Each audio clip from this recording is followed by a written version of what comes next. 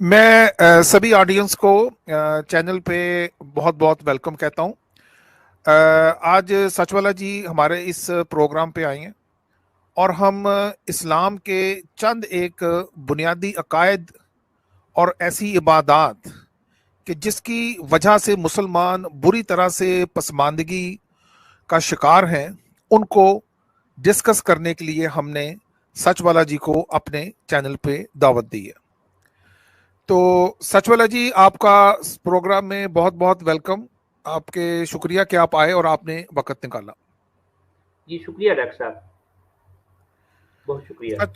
जी सचवाला जी, चंद एक इस्लाम के बुनियादी ऐसे अकायद हैं कि जो नस्ल दर नस्ल हमारे ऊपर लागू किए जाते रहे हैं, और मैं बहैसियत एक मुसलमान के इन बातों के बारे में हमेशा हमें इंतहा की परेशानी भी रही, और लेकिन कभी हमें इस पर डिस्कस करने का मौका नहीं मिला। मैं ये चाहता हूं कि इन प्रैक्टिसेस को जो नस्ल दर नस्ल इस्लाम के ऊपर से हमारे पे लागू की जाती रही हैं, इनका आप एक एनालिसिस करके हमें बताएं कि कुरान की रूह से जो मजहब इस वक्त हम तमाम मुसलमान प्रैक्टिस कर रहे हैं, उसकी क्या हैसियत और क्या वैल्यू।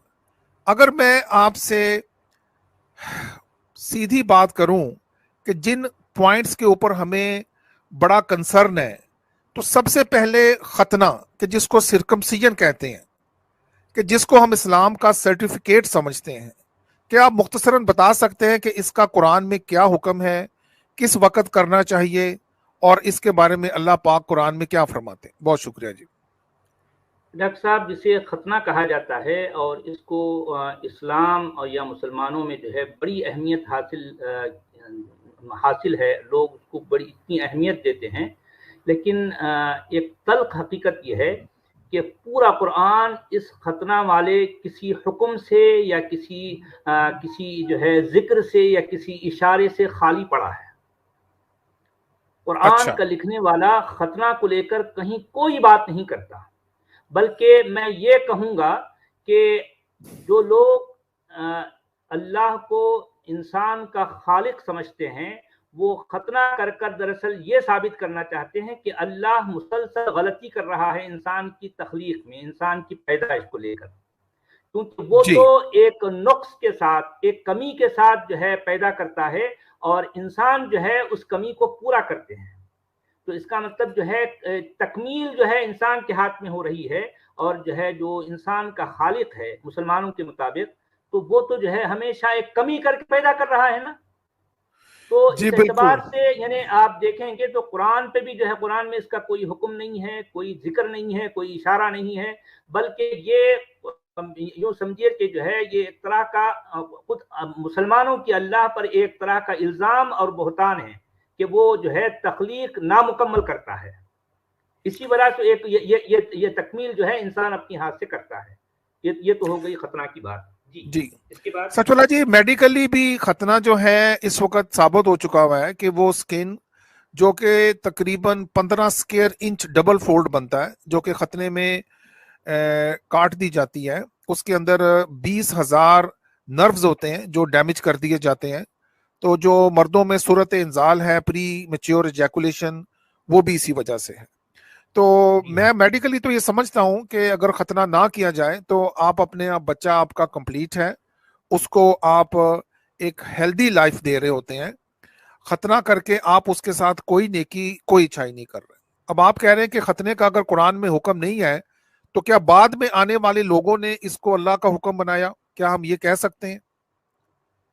अल्लाह का हुक्म तो खैर इस एतबार से नहीं है, बल्कि इसको सुन्नत इब्राहिमी का नाम देकर ये मुसलमानों पर थोपी गई रस्म है, और ये इतनी शिद्दत और इतनी अहमियत के साथ जो है ये चीज़ मुसलमानों के यहाँ चलती है कि हम हैरान हो जाते हैं कि ये को इतनी अहमियत आखिर क्यों दी गई, लेकिन ये चल रहा है। हर मुसलमान का बच्चा खतना के बगैर वो बड़ा होता ही नहीं। तो ये वाकई जो है लोगों को, मुसलमानों को खास तौर पर सोचना चाहिए इस बारे में। तो आप कहते हैं कि ये गैर कुरानी है? जी हाँ, गैर कुरानी भी है, गैर फितरी भी है, गैर मंतिकी भी है, गैर अकली भी है, और गैर इंसानी भी है। जी ठीक हो गया। सच वाला जी, दूसरा मेरा सवाल ये है, कुछ लोग कहते हैं कि कुरान में सिर्फ 3 नमाजों का हुक्म है और नमाज की कोई तरीका या हैयत कुरान से साबित नहीं है, तो फिर 5 नमाजें और इस तरह के इतने फर्ज, इतनी सुन्नत, इतने वितर हैं, ये कब कहां से इस्लाम में आई? और क्या आज हम चलते फिरते अपनी समझ के मुताबिक खुदा को याद करके 3 वक्त नमाज अदा कर सकते हैं? प्लीज। देखिए, कुरान में जहाँ तक नमाज या नमाज के पढ़ने की बात है, इसका हमको कोई जिक्र नहीं मिलता। कुरान सलात का लफ्ज़ तो इस्तेमाल करता है और बार बार करता है, लगभग ये जो है 97 टाइम्स जो है ये लफ्ज़ रिपीट हुआ है कुरान में। जी। लेकिन इसके बावजूद हमें ये क्लैरिटी के साथ पता नहीं चलता कि अस्सलात असल में है क्या। कोई जो है इसकी डिफिनेशन हमको कुरान में नहीं मिलती। तो अब रही बात, ये जो मुसलमानों की जो है ये सवाद आज़म, उनका मेन स्ट्रीम जो है, जो नमाज पढ़ने के हवाले से ये अस्सलात का तर्जुमा करता है और वो इसको दिन में 5 बार जो है लागू करता है, और उसमें इसकी रकातें हैं, इसके पढ़ने के तरीके हैं, इसके रुकू सुजूद हैं, इसका क़याम है, इसका क्या क्या सारी चीज़ें, ये इस तरह की जितनी बातें आप हम जो जानते हैं वो कुरान इससे खाली पड़ा है। यानी जी। गोया कि अगर मैं मुख्तसर कहूँ तो मुसलमानों की इस नमाज पढ़ने की रस्म से पूरा कुरान खाली पड़ा है। कुरान नमाज पढ़ने को न जानता है न पहचानता है, ये है हकीकत। तो सचवाला जी, अगर कुरान में अल्लाह पाक ने ये हुक्म दिया कि सुबह उठ के अपने रब को याद करो और नमाज पढ़ो, तो अगर मैं कुर्सी पर बैठकर या अपने बेड पे रब को याद करता हूं, तकवा अपना अपने दिल में लेके आता हूं, तो क्या वो खुदा का हुक्म पूरा नहीं हो जाता? इसी तरह अगर दोपहर को मैं चलते फिरते अपने ऑफिस के काम के वक्त अपने रब को याद कर लेता हूं, तो क्या मैं कोई गैर कुरानी बात तो नहीं कर रहा, ये अमल तो नहीं कर रहा गैर कुरानी? नहीं, आपकी बात सही है। अगर जो है ये इशारा कुरान का लिखने वाला हमें ये देता है, तो इसका मतलब अगर हम इतना कर लेते हैं तो कुरान के इस जो हुक्म है या कुरान का ये जो इशारा है, इस पर जो है एक मुसलमान अमल कर लिया, इतना काफ़ी है। अब जी जितना कुछ बिल्कुल। जो है हम नमाज के हवाले से करते हैं, वो असल में गैर कुरानी अमल है, जिसका कुरान से कोई ताल्लुक नहीं। जी। और सचवाला जी, कुरान में जो मैंने जाती तौर पे पढ़ा कि सिर्फ 3 जगह 3 मर्तबा नमाज का हुक्म आता है, सुबह तलुए आफ्ताब, और उसके बाद मिड डे जब सूरज सेंटर में आ जाए, और गरूब आफ्ताब। तो आप भी कुछ इसके बारे में कहेंगे कि 3 से 5 कैसे होगी नमाजें? हाँ, 3 से 5 हो गई वो तो एक अलग कहानी है, लेकिन इवन 3 बार भी जो कुरान में इसका इशारा मिलता है, इसमें भी ये पता नहीं चलता कि आखिर करना क्या है। अब अगर कोई शख्स यानी वो चाहे कि जो है कुरान के इन बयानात पर अमल करे, तो मैं समझता हूँ कि इतना काफ़ी है कि वो जो है ज़िक्र करे या फिर जो है अपने आप को जिसे वो अल्लाह समझता है उससे जोड़ ले, जिस किसी हालत में हो। अगर वो चाहा तो जो है बैठा हुआ है, लेटा हुआ है, और अपने दिल की सफाई की खातिर, तकवा हासिल करने की खातिर अगर वो ये अमल करता है, तो मैं समझता हूँ कि कुरान के इस अमल पर उसका अमल हो गया, इतना काफ़ी है, जी। काफ़ी है सचवाला इतना। जी, एक और बात बता दें कि हमें बचपन से कहा गया कि नमाज जन्नत की कुंजी है, तो क्या ईमानदारी, सच्चाई, नेकी वो जन्नत की कुंजी नहीं है? अब मुसलमान झूठ बोलने पे लगे हुए हैं, मिलावट करने से बाज नहीं आते, तो क्या नमाज जन्नत की कुंजी है? मैं झूठ बोल के, बेईमानियां करके, अपने तमाम भाइयों का हक मार के, तो क्या फिर भी मैं नमाज पढ़ के जन्नत में चला जाऊंगा? क्या इस जगह पे आप इस पॉइंट पे कुछ कहना चाहेंगे प्लीज? Thank you. जी देखिए, नमाज जन्नत की कुंजी जो कहा गया है, ये दरअसल बिल्कुल एक यूं समझिए कि गैर इस्लामी, गैर कुरानी सोच है। कुरान यानी सलात को इस अंदाज में बयान नहीं करता, बल्कि आम तौर पर कुरान सलात के साथ इकामत का लफ्ज़ इस्तेमाल करता है, यानी सलात कायम करनी है। तो अब ये देखिए कि नमाज जन्नत की कुंजी है और इस तरह की बातें, ऐसे फ़िक्रे, ये दरअसल जो है कुरान की जो बुनियादी सोच है उसके बिल्कुल मनाफी है, बिल्कुल खिलाफ है। तो इस जी। एतबार से मैं कहूँगा कि ये बातें कुरान के बिल्कुल खिलाफ जाती हैं। जी। ठीक हो गया। सच वाला जी, अब तीसरा पॉइंट था हमारा रोजे का, کہ روज़े का कुरान में हुक्म है, लेकिन ये नहीं बताया गया कि रोज़ा 12 साल की उम्र से शुरू करना है, 10 साल की उम्र से, या कब से। अब अगर 9 साल की बच्ची को हैज़ आ गया, आप कहते हैं जी शादी के लिए तैयार हो गई है, जानना कि उसकी बॉडी की डेवलपमेंट नहीं हुई, तो क्या वो रोज़ा रखने के लिए भी 9 साल का बच्चा या बच्ची तैयार हो गई? एक तो ये मसला। दूसरा, एक बंदे की 90-95 साल उम्र हो जाती है, तो क्या फिर भी वो रोज़े रखता चला जाए? और तीसरा मेरा कंसर्न इस पे ये था कि रोज़े में क्या इंसान पानी पी लेने की इजाज़त नहीं होनी चाहिए? आप भूखे हैं, पानी एक बुनियादी चीज़ है कि जिसको रोकना कोई इबादत नहीं है, बल्कि एक जुल्म और ज्यादती है। तो इस बारे में क्या कहें कि अगर आप फतवा देने की बात में अगर आपसे कहूं, गो कि आपसे मैंने पूछा तो आपने कहा कि आप फतवा नहीं दे सकते, आप सिर्फ डिस्कस करेंगे, लेकिन क्या आप ये कह सकते हैं कि रोजे में पानी पी लिया जाए तो फिर भी रोजा कायम रह सकता है और एक इबादत हो सकती है खुदा के हुजूर में? इस पे प्लीज बात कर दें। Thank you.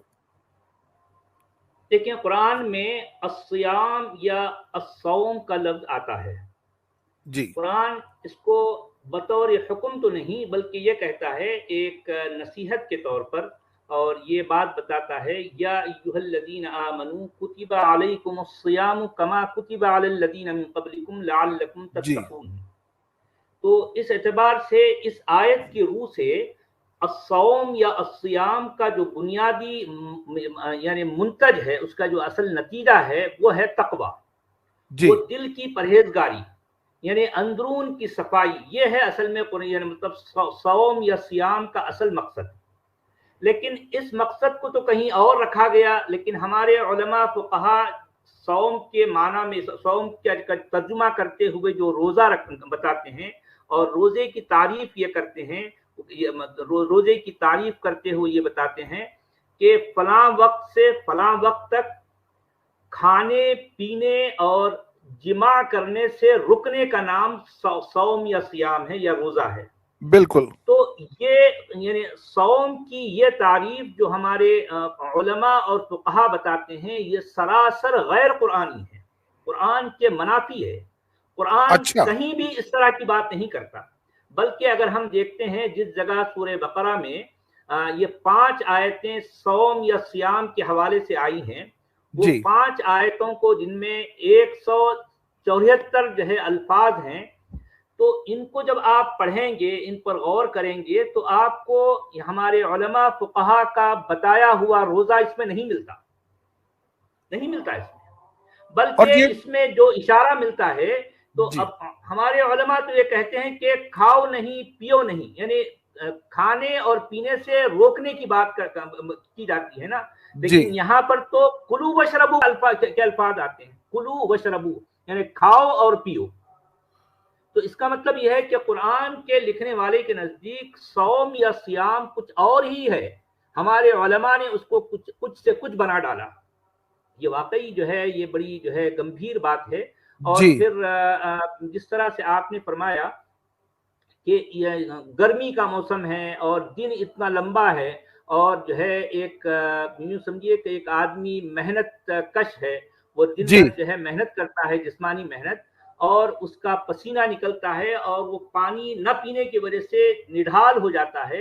तो ये एक तरह का जुल्म है और इसका हासिल कुछ भी नहीं है।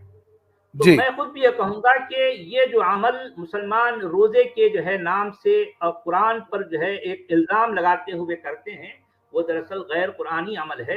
अगर वो उनको भूखा रहना है तो रहें जरूर, लेकिन अपने आप को ये जो लिक्विड है इससे जो है महरूम न रखें।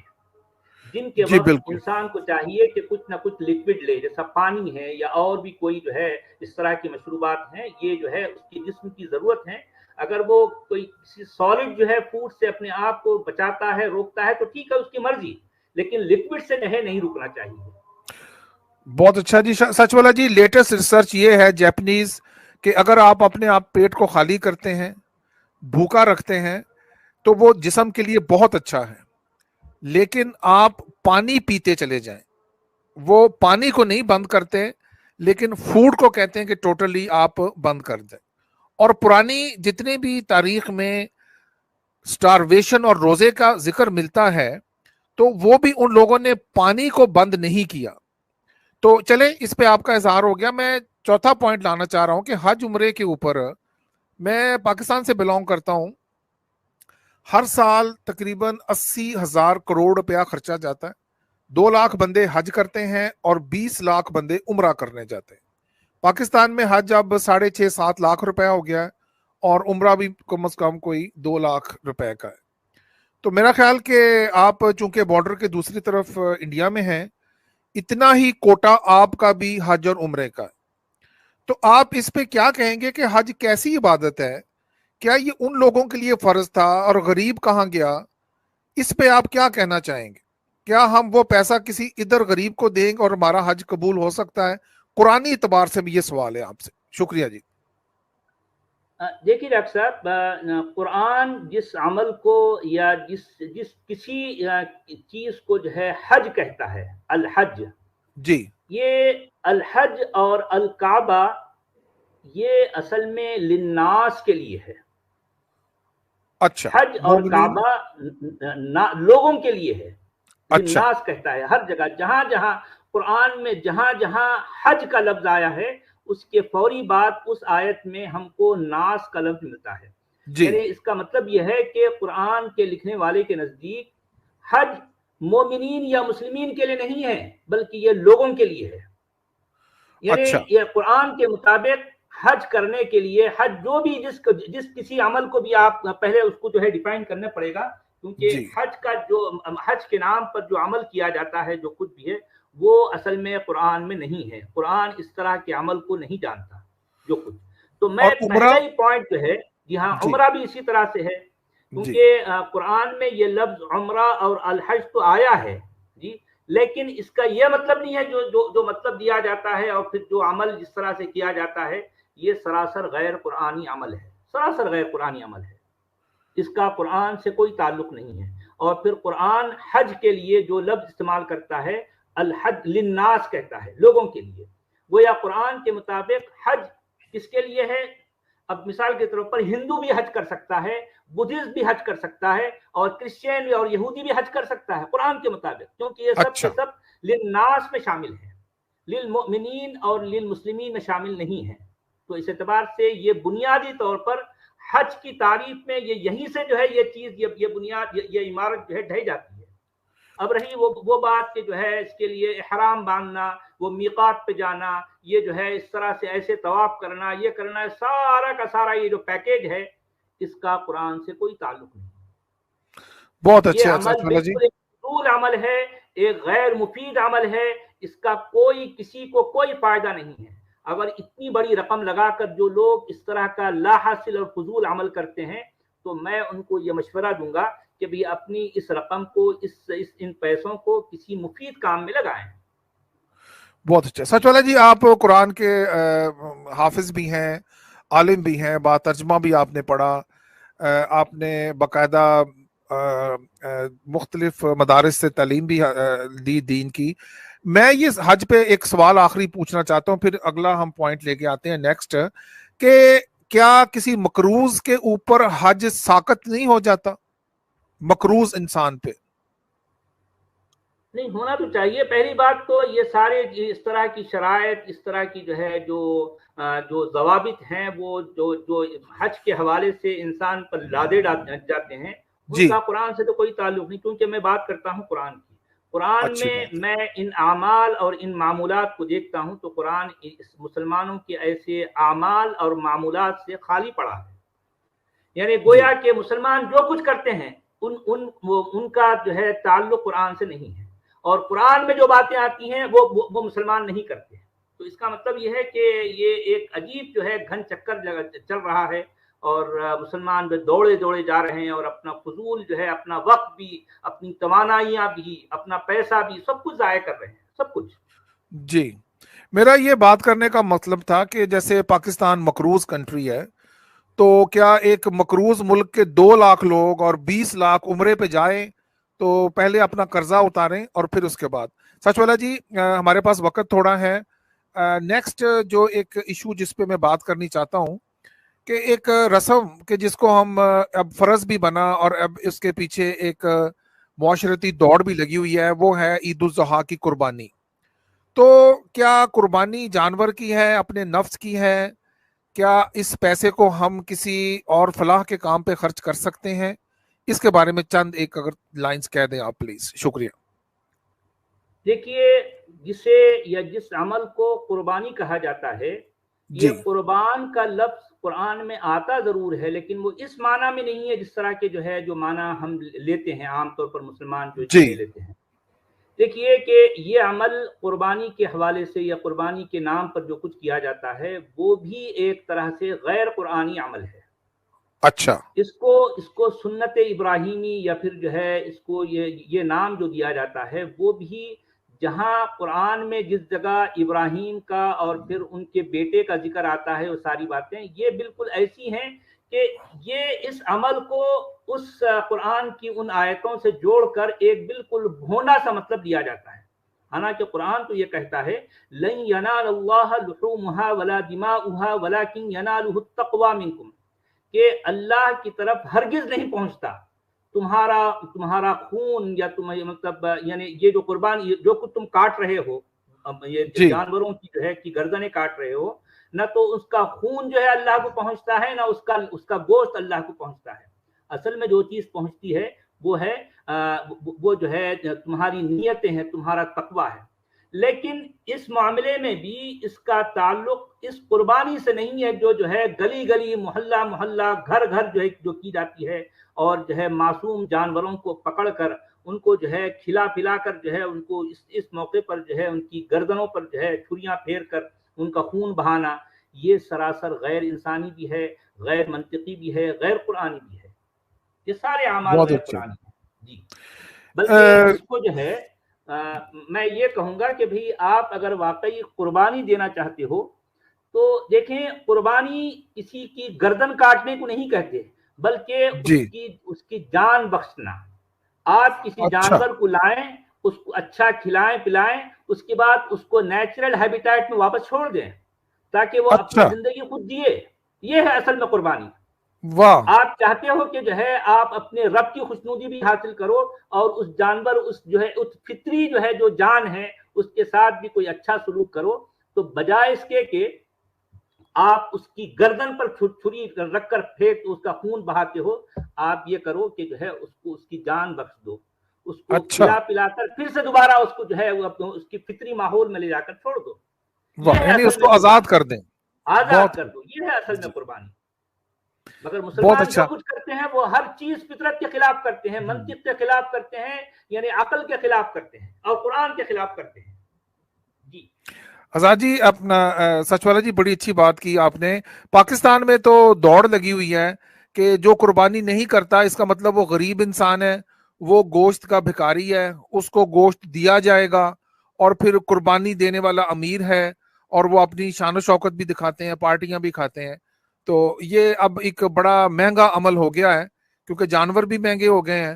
اور آپ سمجھتے ہیں کہ سارا سال اتنے جانور وہ پھر 3 دن میں ہلاک کر کے لاکھوں کروڑوں، پاکستان میں کم از کم کوئی 70-80 لاکھ جانور ذبح کیے جاتے ہیں عید الاضحیٰ پہ صرف. تو کیا اس کا آگے سال میں کوئی گوشت پہ اثر پڑتا ہے کہ وہ مہنگا ہو جاتا ہے یا جانور کم ہو جاتے ہیں؟ یقیناً بالکل پڑے گا نا. بھی ہر سال جب قربانی کی عید گزرتی ہے اس کے بعد گوشت اچھا خاصا مہنگا ہو جاتا ہے. جن کو گوشت واقعی کھانا ہے ان کو نہیں ملتا. اور یہ سارا عمل دیکھیے آپ سال بھر میں جتنا کچھ میں آپ نے ایک فطری طور پر جانوروں کو تیار کیا، ایک دن میں ان سب کی گردنوں پر چھری پھیر کر آپ نے فطرت کے خلاف کام کیا، فطرت کے خلاف گئے. ہر بار آپ جی فطرت سے چھیڑ چھاڑ کر رہے ہو. یہ سارا کام غیر فطری ہے. یعنی یہ اس میں کوئی توازن نہیں ہے، اس میں کوئی کوئی میانہ روی نہیں ہے. آپ ہر کام فطرت کے خلاف کر رہے ہو. مسلمانوں غور کرو. جی اور بلکہ میں یہ کہوں گا کہ مسلمان اگر چند سال تک کہ ان کی یہ حج اور عمرہ اور یہ قربانی کے عمل کو اگر وہ چھوڑ دیں چند سال تک، تو میں اس بات کی ضمانت دے سکتا ہوں کہ مسلمان قوم کی تقدیر سنور جائے گی. معاشی طور پر اچھا. وہ دوسری اور قوموں سے کہیں آگے نکل جائیں گے. مگر کیا کیا جائے، ان کو ان عباسی جو ہے کارندوں نے جس کو یہ اسلام نامی جو ہے آئیڈیالوجی کو تراش کر ان کے سر پر تھوپا ہے، یہ ان کو کہیں کا نہیں رکھا مسلمانوں کو. یہ سب باتیں جی سوچنے لائق ہے. جی سچ والا جی، یہ اکنامک افیکٹ حج عمرے کا اور قربانی کا تو واقعی بہت زیادہ ہے. یہ کئی لاکھ کروڑ ڈالر بن جاتے ہیں. آپ یہ سمجھ رہے ہیں کہ انڈیا کے جو مسلمان ہیں وہ اتنا پیسہ اگر بچا لیں تو اپنے بچوں کا فیوچر اور یہ اس کی ڈیولپمنٹ پہ لگایا جا سکتا ہے؟ کیا ایسا کوئی یقیناً سینٹرل فنڈ قائم ہو سکتا ہے کہ جہاں پہ یقیناً ہونا کوئی... تو چاہیے. جی جی سچ یقیناً والا ہونا جی، چاہیے. 2 پوائنٹ ہمارے رہ گئے جس میں مجھے آپ کا وقت درکار ہے. جی جو ہمارا نیکسٹ پوائنٹ آ رہا ہے وہ ہے قرآن کا بچوں کو حفظ کروانا. کیا قرآن کے اندر اس کا حکم ہے اور اس کا ایسا ثواب ہے کہ 7 پشتیں بخشی جائیں گی؟ ایسی بات کچھ ہے قرآن میں؟ بالکل نہیں ڈاکٹر صاحب، کہیں بھی نہیں، کسی طرح کا کوئی اشارہ تک نہیں کہ جو ہے اے مسلمانوں تم اپنے بچوں کو قرآن حفظ کراؤ. قرآن کہیں کسی ایک جگہ بھی اس کا نہ کوئی نہ حکم دیتا ہے نہ کوئی اشارہ کرتا ہے. یہ بھی دراصل سراسر غیر قرآنی عمل ہے جو مسلمان بڑے فخر سے، بڑے زام سے کیے جا رہے ہیں صدیوں سے. یہ بھی غیر فطری عمل ہے کہ ایک ننھے سے معصوم بچے کو لے جا کر جو ہے آپ مدرسے میں جو ہے ڈال دیتے ہو، وہاں اس کے مولویوں کے حوالے کر دیتے ہو، مولویوں کے وہ ہتھے چڑھتا ہے بچہ، اور جو ہے وہ دن بھر جو ہے قرآن کو رٹے جا رہا ہے، اور وہ بچے سے بڑا ہو جاتا ہے، بوڑھا ہو جاتا ہے، لیکن اس کو پتہ ہی نہیں ہے کہ قرآن میں لکھا کیا ہے. یہ بھی ایک جو ہے غیر عقلی، غیر علمی، غیر فطری، غیر منطقی، غیر انسانی کام ہے کہ آپ معصوم بچے کو اس کی زندگی کے جو ہے مطلب اتنے جو ہے 4-5 سال ضائع کر دیتے ہو، اس کے ویسٹ چلے جاتے ہیں سارے جو ہے اتنے سارے جو ہے اس کی عمر کے اتنے اہم سال. کیا کیا جائے؟ یہ جو ہے محض اس وجہ سے کرتے ہیں کہ ان کو کہا جاتا ہے کہ تم اپنی اولاد کو اگر جو ہے حفظ کراؤ گے تو تم اپنی 7 پشتوں کو بخشوا دو گے، اور جو ہے قیامت کے روز تمہارے سر پر جو ہے جواہرات کا تاج ہوگا. ایک انتہائی فضول سی، بے بنیاد سی، بے اصل سی بات ہے. ان باتوں کا قرآن سے کوئی تعلق نہیں، کوئی بھی تعلق نہیں. یعنی قرآن نہ تو اس بات کا حکم دیتا ہے کہ اس کو حفظ کیا جائے، اور نہ کہ اس کے حفظ کے بعد 7 پشتیں بخشی جائیں گی. ایسا قرآن میں کوئی ذکر نہیں ہے. بالکل بالکل نہیں، کوئی حکم نہیں ہے، کوئی اشارہ نہیں ہے، کوئی ذکر نہیں ہے، کوئی ذکر نہیں. ٹھیک. سچ والا جی، آپ نے اپنے سارے قرآن کے علم کے مطابق اپنی اس پہ اپنی اوپینین دی. آخری میں آپ کے چند منٹ لینا چاہتا ہوں. میں بڑی واضح سیدھی بات کر رہا ہوں کہ جوان مرد عورت، لڑکا اور لڑکی، اگر وہ آپس میں ملتے ہیں اور اپنی خوشی سے وہ جو بھی وقت گزاریں، تو کیا وہ ان پہ یہ حرام ہے یا قرآن کوئی حدود لاگو کرتا ہے قرآن کے حساب سے؟ کیا ایسی چیز ہے؟ اور ایک اور میں آپ سے جو بات پوچھنی چاہتا ہوں کہ کیا اس وقت نبی کریم اور صحابہ کرام نے قرآن کے مطابق لونڈیوں کے ساتھ بغیر نکاح کے جنسی عمل جاری رکھا؟ اس پہ آپ کے چند ایک ہمیں لائنز چاہیے پلیز، کمنٹس چاہیے. شکریہ. دیکھیے خیر یہ اتنی تفصیل تو قرآن میں ہم کو نہیں ملتی، البتہ اشارے ضرور ملتے ہیں ملک یمین کے حوالے سے، کہ جہاں کہیں جی جو ہے یہ زواج کا جو ہے کی بات کی جاتی ہے وہاں پر یہ ملک یمین کا لفظ یعنی مطلب رائٹ ہینڈ پوزیشن یا لونڈیاں یا کنیزوں کے معنی کے جو لیے جاتے ہیں، اس کا ذکر ہم کو قرآن میں ہر جگہ ملتا ہے. یہ تو ہو گئی ایک بات. دوسری چیز، قرآن اس حوالے سے جو باتیں کرتا ہے ان کو اگر ہم سامنے رکھتے ہیں اور غور کرتے ہیں تو ہم کو یہی بات سامنے آتی ہے کہ ایک مرد عورت اپنی آپسی رضامندی سے اگر وہ سیکس کرنا چاہیں جی تو ہونا تو یہ چاہیے کہ ان پر کسی قسم کی کوئی قدغن، کوئی قید نہیں ہونی چاہیے. جی اب رہی بات یہ کہ ہر عمل کا ایک جو ہے ایک نتیجہ ہوتا ہے، تو جی سیکس ایک ایسا عمل ہے، اس کے نتیجے کے طور پر جو کچھ سامنے آئے گا، تو اس معاملے میں اس لڑکا اور لڑکی کو اتنے سمجھدار، اتنے باشعور ہونا چاہیے کہ وہ اس نتیجے کے بارے میں پہلے سے ہی ان کو جو ہے آگاہی ہو، ان کو پتا ہو کہ اس پر کیا کرنا چاہیے. अगर लड़का लड़की इस मामले में इतने समझदार हैं, इतने बाशऊर हैं, इतने जिम्मेदार हैं, तो मैं समझता हूं कि कुरान इस मामले में कोई उनको इतनी सख्त पाबंदी नहीं लगाता। बहुत अच्छे, ये होना चाहिए।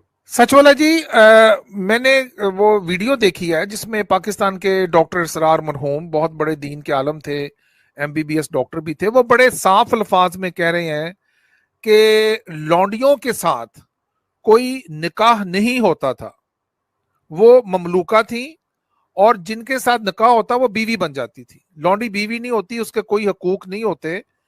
तो किसका मतलब कि फिर नबी करीम ने भी लौंडियां रखी और सहाबा कराम ने भी, तो क्या उन्होंने लौंडियों को बगैर निकाह के रखा? इसके बारे में अगर कुछ 2 लाइंस कह दें प्लीज। जी हाँ, आपकी बात सही है, क्योंकि तकरीबन सभी उलमा और फुक़हा ये कहते हैं। देखिए कि फ़िक़्ह में 2 अल्फाज बहुत तवातुर के साथ इस्तेमाल होते हैं, एक है मनकूहा और एक है ममलूका।